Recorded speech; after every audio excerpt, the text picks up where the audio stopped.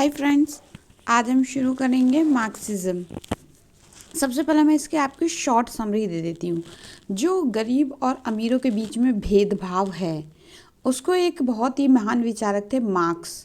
उन्होंने उसके बारे में कुछ अपने विचार दिए कि आखिर ये क्यों होता है, और उसने दूसरे जो और भी विचारक थे उनकी विचारधाराओं को भी अपने उसमें मिलाया, जैसे हीगल थे।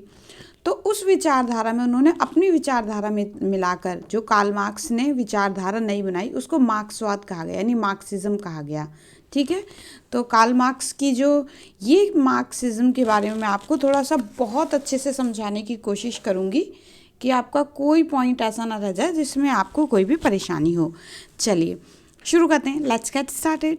मार्क्सवादी विचारधारा के जन्मदाता कार्ल मार्क्स तथा फ्रेडरिक एंजल्स थे। इन दोनों विचारकों ने समाजशास्त्र, अर्थशास्त्र और राजनीति विज्ञान की समस्याओं पर विचार करके एक निश्चित विचारधारा को विश्व के सम्मुख रखा। उसे मार्क्सवाद का नाम दिया गया। ओके, अब ये बोलते हैं कि अब इसका ये तो एक पॉलिटिकल भाषा हो गई। इसकी एक अगर आपको कहा जाए तो इसकी एक आसान भाषा में क्या बनती है इसकी डेफिनेशन, तो अगर हम ये कहें तो ये क्रांतिकारी समाजवाद का ही एक रूप बन जाता है।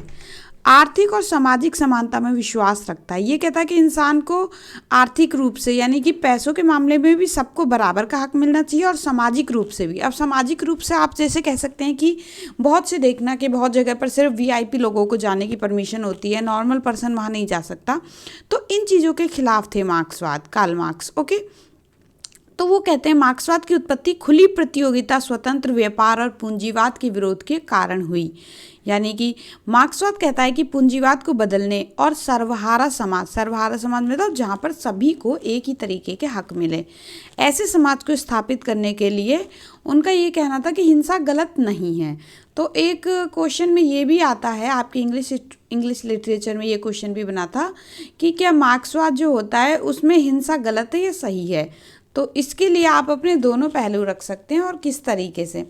ठीक है, अब मैं इसकी बात करती हूँ प्रॉपर्टीज़ की, यानी इसकी विशेषताओं की। मार्क्सवाद पूंजीवाद के विरुद्ध एक प्रतिक्रिया है। वो ये कहता है, पूंजीवाद का मतलब आप समझ रहे हैं, जैसे कैपिटलिज्म, यानी कि जो अमीर आदमी होते हैं, ये उसके विरुद्ध बात कहता है। मार्क्सवाद पूंजीवादी व्यवस्था को समाप्त करने के लिए ये कहता है कि हिंसात्मक साधनों का प्रयोग करना गलत नहीं है। मार्क्सवाद का मानना है कि पूंजीपति श्रमिकों का हमेशा शोषण करते हैं। मार्क्सवाद बहुत ज़्यादातर धर्म का भी विरोध करता है। अब आप धर्म में पूछेंगे कि जैसे कि अगर देखा जाए तो पहले से जो ऊंची ऊंची जातियाँ रही हैं वही अच्छी प्रोस्पैरस रही हैं, तो वो इन चीज़ों का विरोध करते हैं, मतलब वही पूंजीपति ही आ जाता है धर्म के मामले में भी। उसके बाद आता है आपका मार्क्सवाद के सिद्धांत क्या कहते हैं, what are the principles of Marxism. तो इसमें जो पहला वो बनता है द्वंदात्मक भौतिकवाद का सिद्धांत। द्वंदात्मक भौतिकवाद मार्क्स के विचारों का मूल आधार है, यानी कि जो मेन थीम है वो इनका यही बनता है। मार्क्स के द्वंद्ववाद को समझने के लिए हीगल के विचारों को जानना आवश्यक है, क्योंकि मार्क्स ने द्वंदात्मक प्रणाली को हीगल से ही ग्रहण किया है। हीगल के विचार कहते हैं कि इतिहास घटनाओं का क्रम नहीं है। हीगल कहता है कि सिर्फ इतिहास को पढ़ना ये नहीं है कि पहले टाइम में क्या क्या हुई, मतलब क्या घटना हुई, फिर ये हुआ, फिर ये हुआ। एक आप क्रोनोलॉजिकल ऑर्डर में किसी चीज़ को पढ़ लेते हो वो इतिहास नहीं होता है, बल्कि अवस्थाओं का विवेचन, यानी अवस्थाओं को जानना, उनके ऊपर फिर विचार करना, वाद करना। फिर जैसे अब हम विचार कर रहे हैं तो हम उसके बारे में बात करेंगे तो दूसरा बंदा भी अपने बात कहेगा तो उसको प्रतिवाद कहेंगे।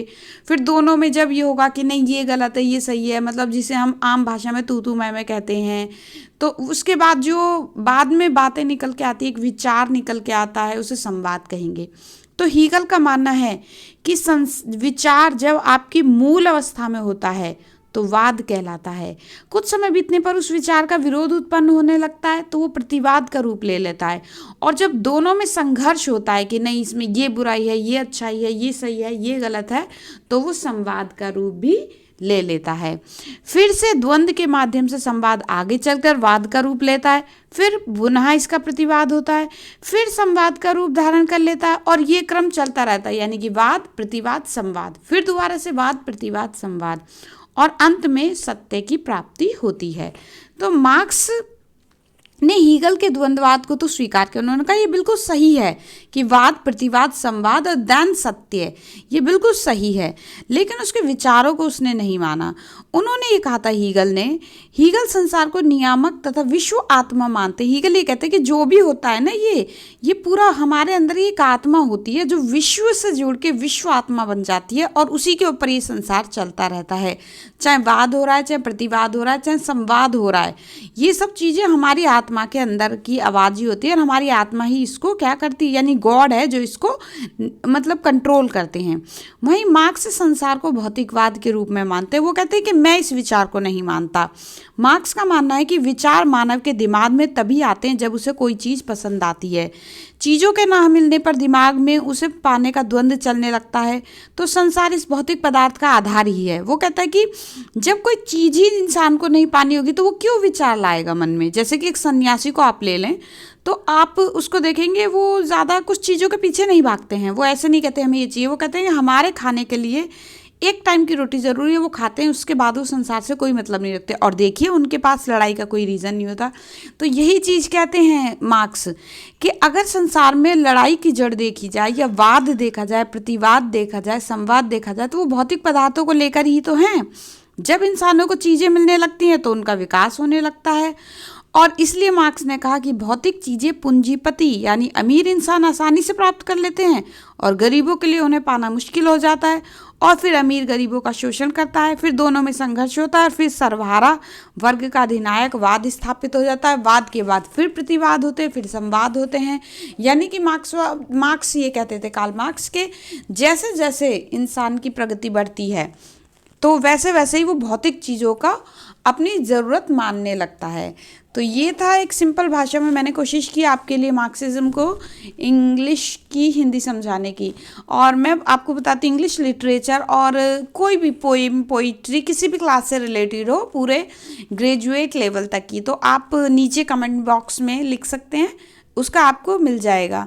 Okay, so thank you guys. अगर मेरा चैनल आपको पसंद आया तो सब्सक्राइब कीजिएगा, press the bell button and please do share, like. Thank you.